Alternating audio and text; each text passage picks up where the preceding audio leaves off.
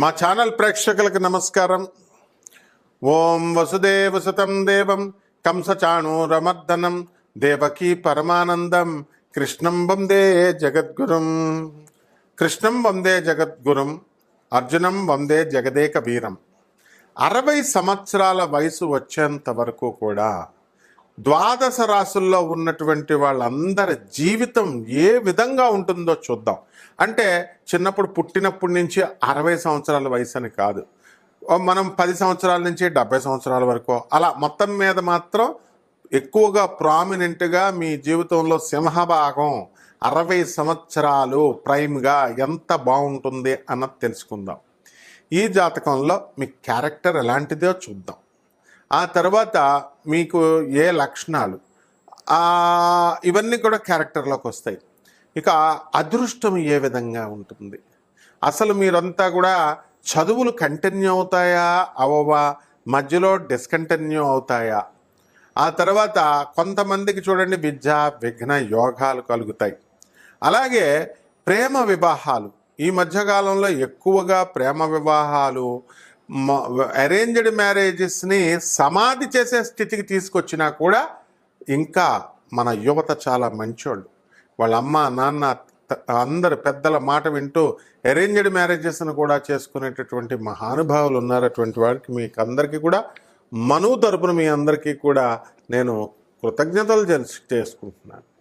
ఇకపోతే కోర్టు కేసుల చుట్టూ తిరుగుతూ ఉంటారా, లేకపోతే పోలీస్ స్టేషన్ల చుట్టూ తిరుగుతూ ఉంటారా, మీ చుట్టాలతో మీతో నటిస్తూ వాళ్ళు మీతో కొనసాగుతూ ఉంటారా, లేదా మీ చుట్టాల దగ్గర మీరే నటిస్తూ వాళ్ళని మభ్యపెట్టుకుంటూ మొత్తం ముందుకెళ్తూ ఉంటారా? నటన కదండి, కలియుగం కదా అంతా నటన. అందువలన ఆ కాలంలో పాపం అమాయకులైన ఎన్టీ రామారావు గారు, నాగేశ్వరరావు గారు యాక్టింగ్లు చేసేవారు స్క్రీన్ మీద.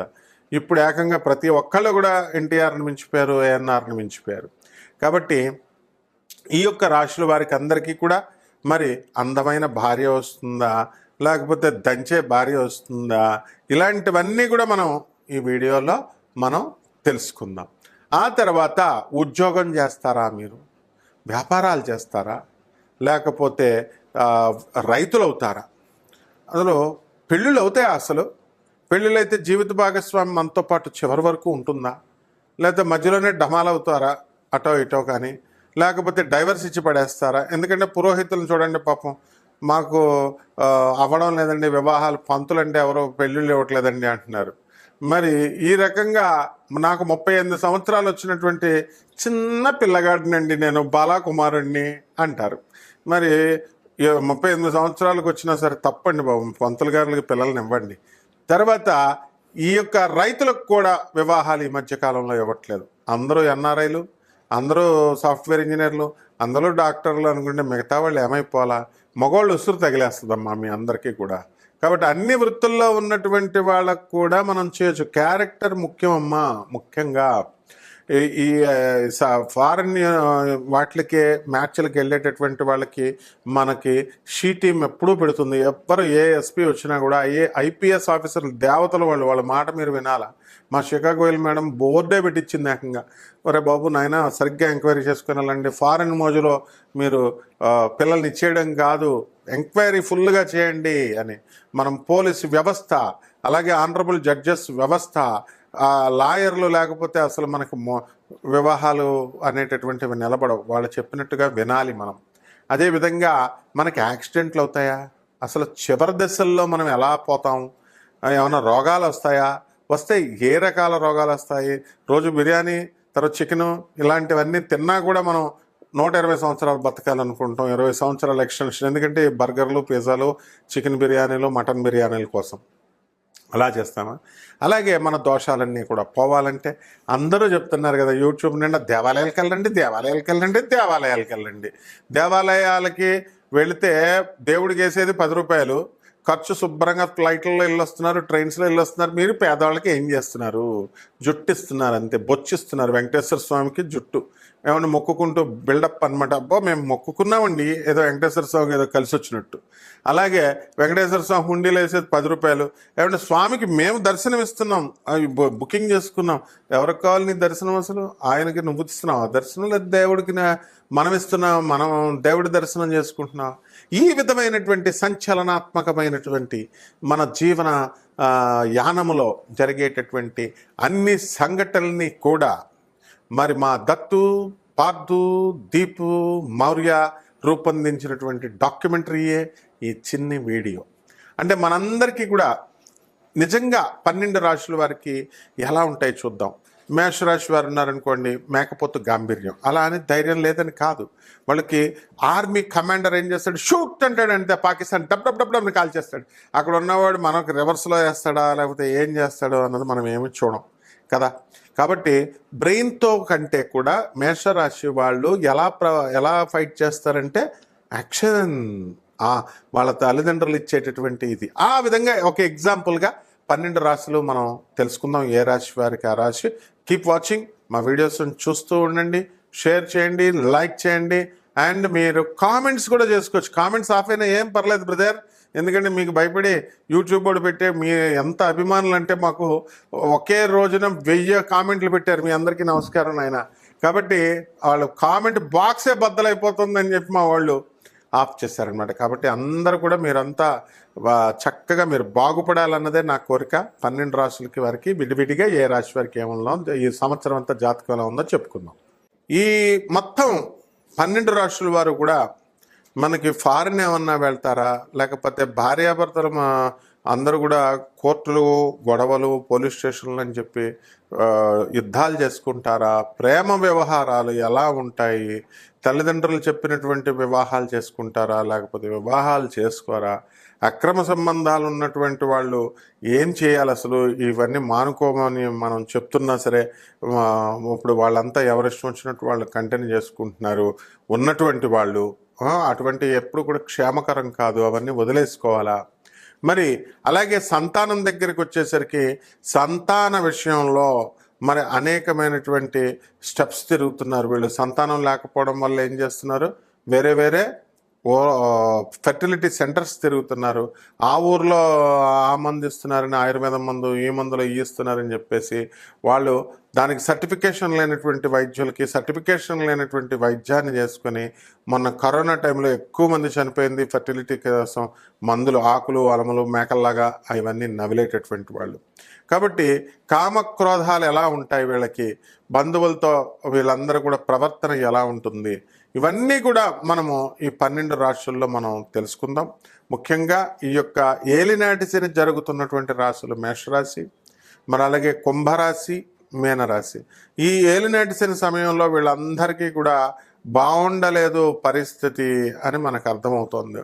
కాబట్టి దీనికి మొట్టమొదట ఇప్పుడు కొత్తగా వచ్చినటువంటి ఈ యొక్క మేషరాశికి ఏలినాటి శని వచ్చేటప్పుడు ఏ రకంగా ఉంటుంది, మరి అలాగే పోయేటప్పుడు ఏ రకంగా ఉంటుంది, మధ్యలో ఉన్నటువంటి కుంభరాశి వారికి ఏ విధంగా ఉంటుంది, ఇవన్నీ కూడా మనం ఈ యొక్క వీడియోలో మనం డిస్కస్ చేసుకుందాం. అలాగే ఇళ్ళు, గృహయోగాలు, వాహన యోగాలు, అలాగే ఇవన్నీ కూడా మనం చూసుకోవాల్సినటువంటి అవసరం ఉంది. మరి నిజ జీవితంలో మనకి సంవత్సరంలో యాక్సిడెంట్లు అవుతాయా, యాక్సిడెంట్లు కావా, దేవాలయాలకు వెళుతూ కూడా చాలామందికి యాక్సిడెంట్లు అయినటువంటి వాళ్ళు ఉన్నారు. అలాగే హనీమూన్లకు తీసుకెళ్ళి భర్తలను చంపేసినటువంటి ఇన్సిడెంట్లు మనం చూస్తున్నాము. అసలు అంతా భయంగా ఉంటుందన్నమాట.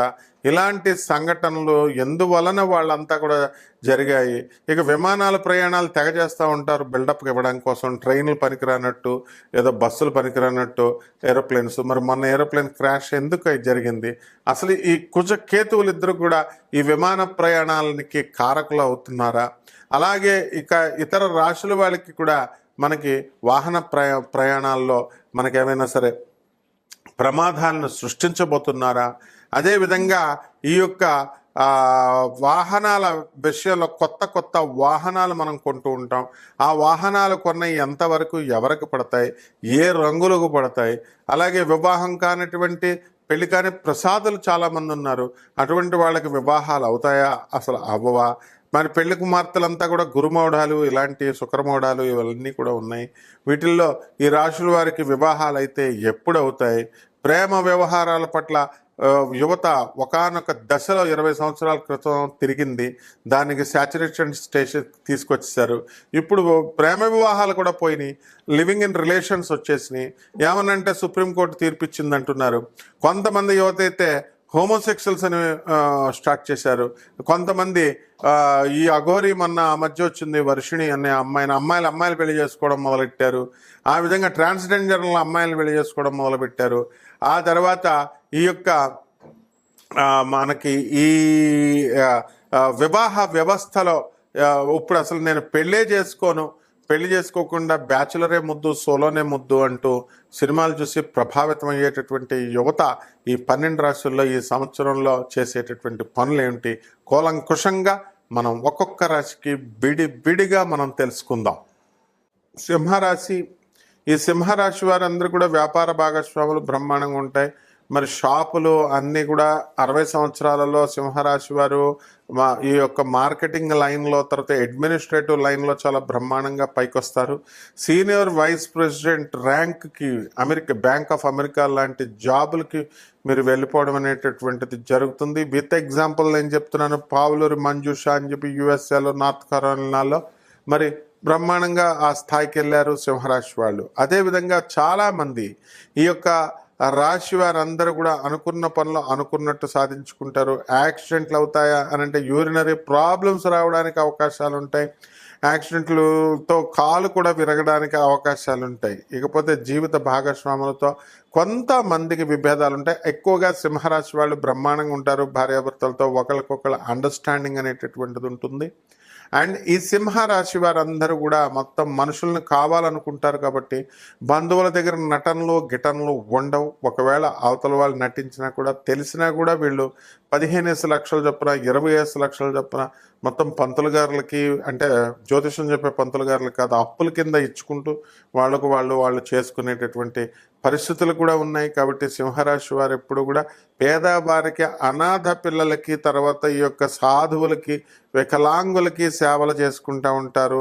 వీళ్ళ పరిధిని దాటి ఇంకా చేయాలా అనుకుంటూ ముందుకు వెళ్తే ఇది కాదు. ఒక ఫిక్స్డ్ గోల్ అనేటటువంటిది మీరు పెట్టుకోవాలి మీ జీవితంలో.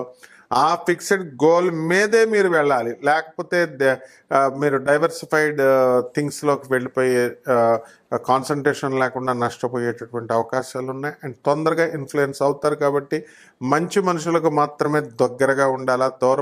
కొంచెం మిమ్మల్ని ఉపయోగించుకొని వ్యాపార లావాదేవీల్లోకి దింపాలి అని అనుకునేటటువంటి వాళ్ళు కొంచెం దూరంగా జాగ్రత్తలు మీరు తీసుకోండి. ఇక పేదవారికి, అనాథ పిల్లలకి, సాధువులకి, తర్వాత ఈ యొక్క వికలాంగులకి సేవలు చేసుకోండి బ్రహ్మాండంగా. 60 సంవత్సరాల వరకు కూడా మొదటి 30 సంవత్సరాలు అత్యంత గారాభంగా మీరు పెరుగుతారు. అక్కడి నుంచి 50 సంవత్సరాల వరకు కాస్త ఇబ్బందులు పడినా తర్వాత 50 సంవత్సరాల తర్వాత మిగతా శాశ్వత జీవితం అంతా కూడా బ్రహ్మాండంగా చేయడం జరుగుతుంది.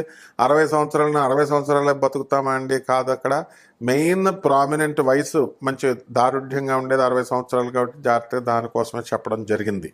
ఇక పరిహారాల దగ్గరికి వచ్చేసరికి సింహరాశి వారికి చక్కగా జమ్మి చెట్టు చుట్టూ ప్రదక్షిణాలు చేసుకోండి. ఓం పార్థాయ నమః అంటూ చేసుకోండి. అర్జునుని తలుచుకోండి, జగదేక వీరుడాయన. అదేవిధంగా దత్తాత్రేయ నమః, దత్తాయ నమః అని చెప్తే మీరు మేడి చెట్టు చుట్టూ ప్రదక్షిణాలు చేసుకోండి. దీపాన్ని వెలిగించండి ఏదో ఒక చెట్టు దగ్గర. ఓం దీపుష్ఠార్ అని చెప్తే దీపాయ నమః అంటూ దీపదేవతను తలుచుకోండి. అలాగే మీ జీవితం చంద్రగుప్త మౌర్యుడిలాగా ఉండాలని చంద్రగుప్త మౌర్యుడిని తలుచుకోండి. మరి ఈ విధంగా కనుక చేసినట్లయితే మీ జీవితం అద్భుతంగా ఉంటుంది. శుభమస్తు. పరిహారాలు కొన్ని రకాలుగా మనం పైసలతో, లక్షలతో ఖర్చు పెట్టేటటువంటి పరిహారం మీరు చేసుకోవాల్సిన అవసరం లేదు. అనాథ పిల్లలకి, వాళ్ళకి సేవలు చేసుకుని, వాళ్ళకి దానాలు చేసుకుంటే అక్కడికే మీ కర్మ 75% తొలగిపోతుంది. ఇక మిగతాది ఏంటంటే, మీరు అర్జున వారిని జగదేక వీరుడిగా ఊరికినే ఆయన సాక్షాత్తు కృష్ణుడి అంశ కాబట్టి వందే జగదేక వీరం అని అంటాం. కాబట్టి జమ్మి చెట్టు చుట్టూ ప్రదక్షిణాలు చేసుకుంటూ 108 ఓం పార్థాయ నమః అంటూ పార్థుని తలుచుకోండి. అదేవిధంగా ఈ యొక్క రావి చెట్టు చుట్టూ తిరుగుతూ ఓం శనేశ్వరాయ నమః అంటూ శనేశ్వరుని తలుచుకోండి. అదేవిధంగా జమ్మి చెట్టు దగ్గరికి వెళ్ళి అర్జునుడిని తలుచుకున్నారు కదా, ఇక ఓం దత్తాయ నమః, ఓం దత్తు అని చెప్తూ ఓం దత్తాత్రేయాయ నమః అంటూ మేడి చెట్టు చుట్టూ ప్రదక్షిణాలు చేయండి. ఈ చెట్ల అన్నిటి దగ్గరికి వెళుతూ దీపాల వెలక దీపు స్టార్ అని అంటూ దీపాన్ని చక్కగా మీరు స్టార్ లాగా వెలిగించి దీపారాధన చేసి ఓం దీపదేవత నమః, ఓం దీపాయ నమః, ఓం దీపాయ నమః అంటూ మీరు చేసుకోండి. అలాగే మన జీవితంలో ఎప్పుడు కూడా రాజాలాగా బతకాల, ఎవరికి తల వంచకు అన్నట్టు బతకాలి. కాబట్టి చంద్రగుప్త మౌర్యాన్ని మీరు తలుచుకోవడం, ఆయన్ని తలుచుకోవడం ద్వారా మీరు యద్భావం తద్భవతి ఆ విధంగా అవడానికి అవకాశాలు ఉంటాయి. శుభమస్తు.